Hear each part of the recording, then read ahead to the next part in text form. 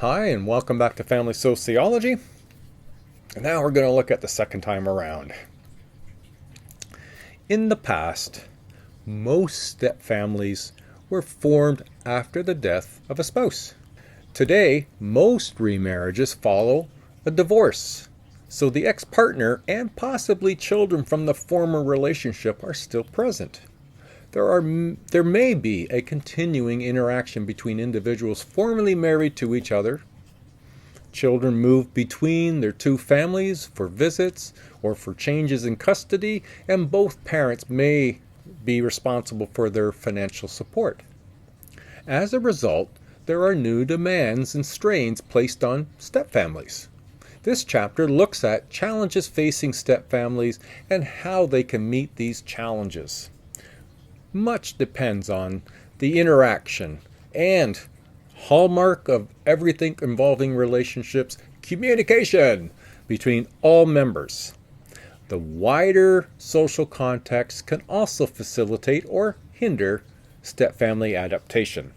So let's look at stepfamilies in Canada.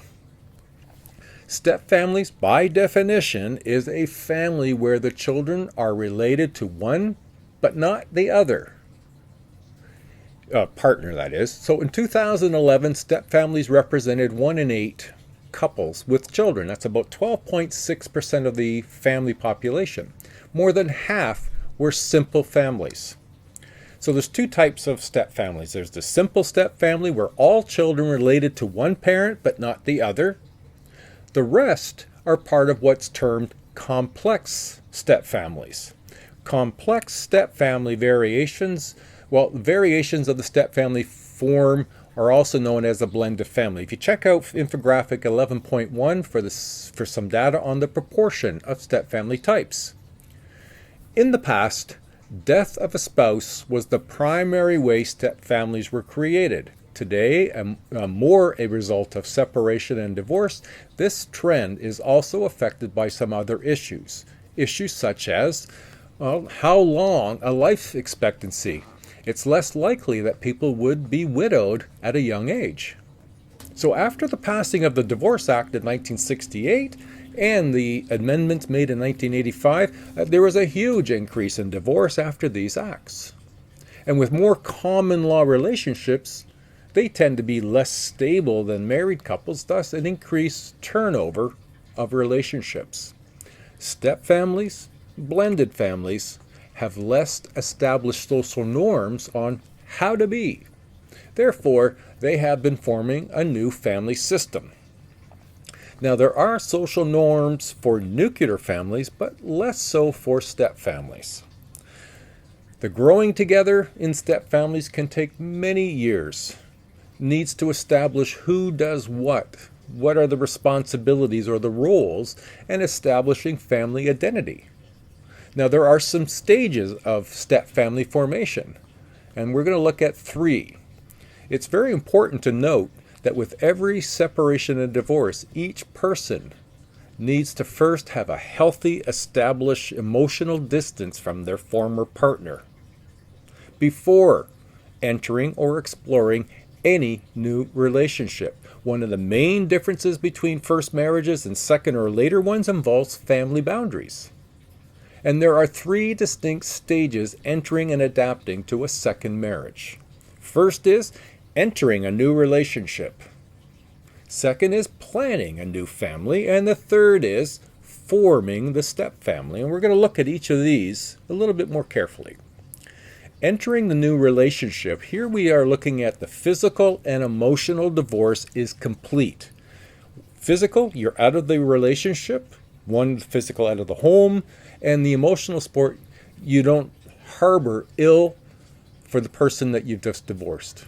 You're ready to have a fresh relationship without baggage from the other one entering this new relationship. So that's got to be first. Physical and emotional divorce is complete first. As anger is a significant link to one's ex, then one can work towards and consider committing to a new relationship. This is crucial to success in any new relationship. Be done with one before starting another. This is one reason stepfamilies may not succeed. Okay, the second step, planning a new marriage and family. And again, I'm going to come back to it. Open and honest communication is essential. Expressing your likes and dislikes, new in-laws, relationship with exes, instant family is created. Child or children's relationships with the other family, it can be complicated. All the more importance to work at open and honest communication.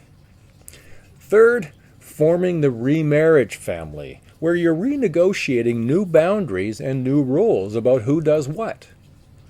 New or existing rituals and routines and traditions are being established. How do we celebrate holidays? What do we do for birthdays, anniversaries, Christmas, things like that?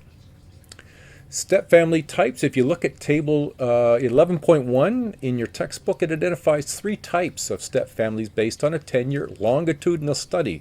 Very useful information. And as mentioned in the forming a remarriage family stage of the stepfamily formation, as I mentioned, new boundaries, roles are needed to be renegotiated.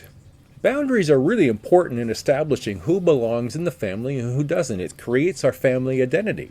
This includes creating traditions, rituals, holidays, birthdays, all aimed at creating how we will be, connections within the family, and the creation of family stories. It's what makes us, us, and you, you. The idea is not to mimic the first marriage family. It needs to encourage open boundaries. Those boundaries in that other family in our past, when it involves our children, need to be permeable boundaries, allowing children to move from one family to another family with the least amount of strain. Now, related is what's known as boundary ambiguity. This occurs when there is a lack of clarity about what each member's role in the family is. In many step families, this can be there can be for the children 2 mothers and 2 fathers. Who does what, when, where, and how? Remarriage can promote boundary ambiguity as a result of custody, visitation loyalties. Finances, often separate, can be a source of stress. Authority over children, household rules, discipline, all very important issues in reforming of a family. We've mentioned roles. Let's review that a bit. One of the main difficulties in stepfamilies is that there are too many candidates for the available roles. Traditional gender roles work against stepfamilies. A difficult facing some children in stepfamilies is a loss of the accustomed roles, when the oldest is now or the youngest loses their position because of step siblings. This ambiguity can be resolved with family, you say it with me, communication, or it can emerge throughout the family relationship. So what about the couple relationship of the stepfamily? And as in many other marriages, partners in stepfamilies have a task of commitment because of a strong couple bond is the foundation of the new family. Couples in second marriages tend to be less romantic. They've learned maybe, or they are not as excitable as easily. They're more practical. They're more realistic and honest about the difficulties in a marriage. The struggle to have privacy or alone time, children issues that need attention all contribute to this. An ex-spouse can also affect the new marriage. Visitation, plans change, loyalties, money, unresolved issues from previous relationship. That's the former partner, and why emotional distancing can be so important. The fact that parent-child bond began before the marriage, not following it, can create difficulties in the relationship between new spouses. Let's move to the step-parent and step-child relationship. The relationship between step-parent and step-child is an important one for 2 reasons.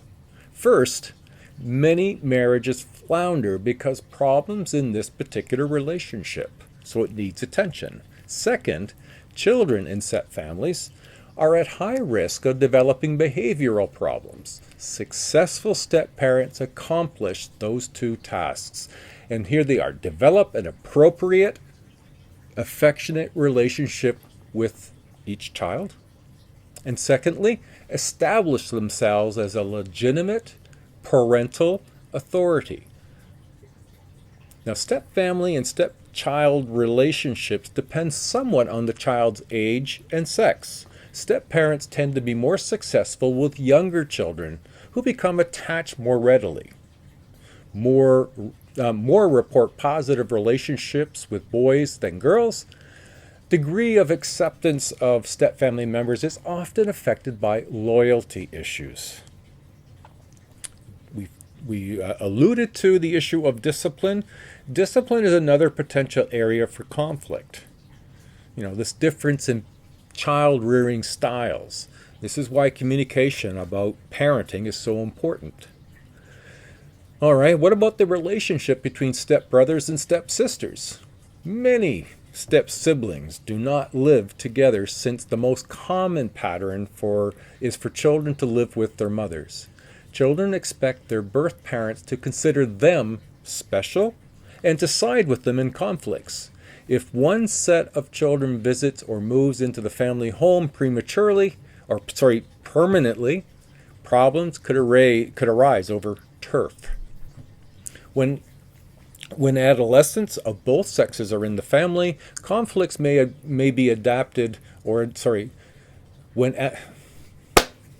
when adolescents from both sexes are in the family, conflict may be adopted as a way of maintaining a safe distance between them. Stepfamilies can provide one another with emotional support. Now, you can be in a stepfamily bringing children from your past relationships, but you may also bear children within the stepfamily. So let's look at children born in a stepfamily. About half of stepfamilies have a child born to them. Now, this is most common with younger mothers having a baby that is related to the stepfamily for stability. The mutual child may symbolize family peace and harmony because the birth demonstrates love and commitment of the couple. So, what kinds of effects of stepfamily living are there on children? Well, many children in stepfamilies are at greater risk of maladjustment and lower self-esteem, but do as well as those living with both biological parents. Partly as a result of role and boundary ambiguity, as a result of the life changes, also differing parenting styles can contribute to challenges of remarriage. So when looking at this formation of a second family, we have to consider family adaptation. Successful stepfamilies have realistic expectations and ability to cooperate with one another. Flexibility, respect, communication, sense of humor are characteristics of this success.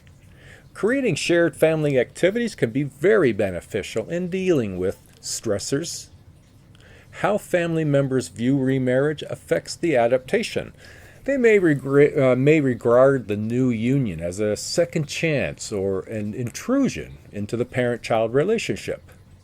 Others consider it a flexible family form that can be shaped to meet all members' needs.